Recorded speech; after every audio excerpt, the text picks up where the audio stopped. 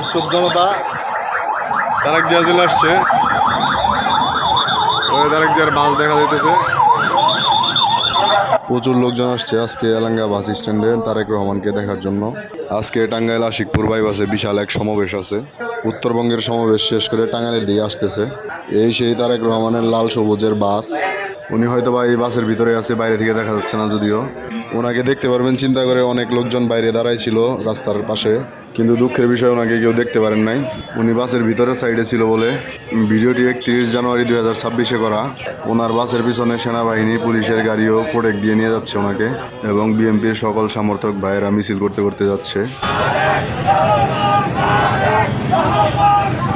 উনি এদিক দিয়ে যাওয়ার আধা ঘন্টা 1 ঘন্টা আগে থেকেই মানুষজন ধানের শীষের মিছিল করতে করতে ট্রাক বাস নিয়ে যাচ্ছে আশিকপুর বাইপাসের দিকে ওনার সমাবেশে।